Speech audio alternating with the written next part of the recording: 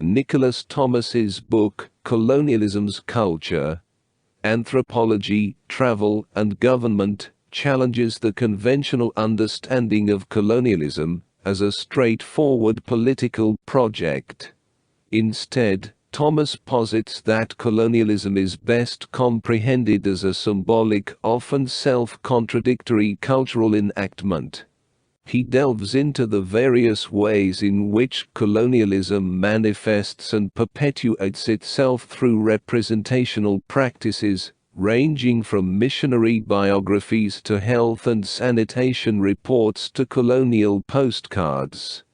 This approach prompts Thomas to critique recent theoretical perspectives by post-colonial critics such as Edward Said, Gayatri Chakravorty Spivak, and Homi Bhabha, who conceptualize colonial discourse as a cohesive and unified totality.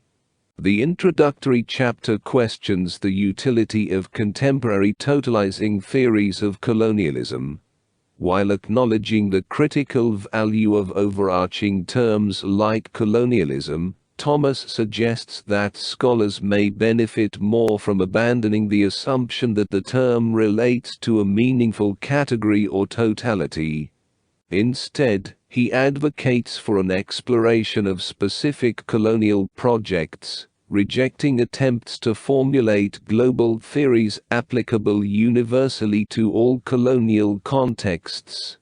Drawing on Michel Foucault, Thomas argues for a critical approach to colonialism that is both localized and partial, yet rooted in longer historical developments and narrative traditions. In the second chapter, which serves as a comprehensive introduction to recent post-colonial critique, Thomas summarizes the contributions of Said, Spivak, and Bhabha. He contends that considering colonial discourse as a coherent and unified field is problematic. For example, the book challenges the dynamics of Lacanian psychoanalysis, arguing that the prevailing emphasis on self-other relations empties these dynamics of their universal validity. Thomas advocates for a nuanced and contextualized understanding of colonialism, moving away from broad generalizations in favor of specific, historically situated analyses. In subsequent chapters, Thomas delves into different yet contemporaneous colonial contexts. He examines governmental discourse generated during the annexation of Fiji, and explores the writings and practices in the Australian Solomon Islands. Thomas meticulously examines how political contingencies shape colonial discourse, emphasizing that distinct colonial projects yield entirely different modes of representation. This divergence, as Thomas argues, challenges attempts to create global descriptions of colonialism, revealing that efforts to homogenize colonial experiences are inherently flawed. Readers interested in understanding how Christian beliefs influence colonial processes and patterns will find Thomas's exploration noteworthy. He highlights that, until quite recently, scholars have seldom questioned the pivotal role missionaries played, and continue to play, in the colonial process. Missionaries, in their efforts to counter local representational practices, have been seen by post-colonial theorists as contributing to a homogenizing force. Thomas challenges this view, suggesting that the religious beliefs and practices of missionaries may differentiate them in certain historical contexts from other members of the colonizing culture.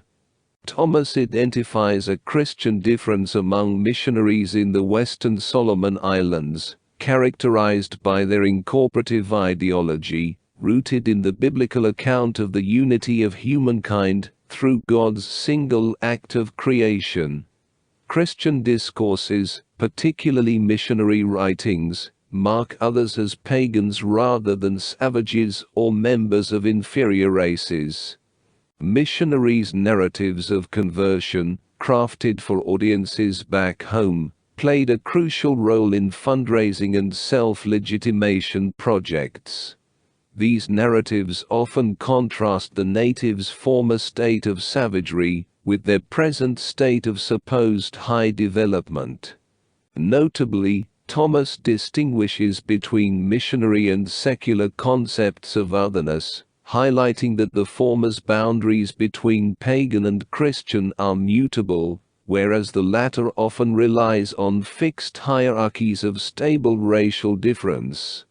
Thomas's differentiation of the representations of otherness produced by Christian missionaries should not be misconstrued as a defense of their work. On the contrary, he is meticulous in acknowledging how the prospect of conversion often functioned as a potent tool for legitimating colonial expansion. The crucial point to emphasize is not that missionary modes of depicting otherness were somehow superior to those produced by other colonial writers. Rather, Thomas underscores that these representations were organized by very distinct systems of identifying and classifying differences between colonizers and the colonized. Simple accusations of racism may oversimplify the complex ways in which Christian missionaries conceived of and represented themselves and the people they sought to convert.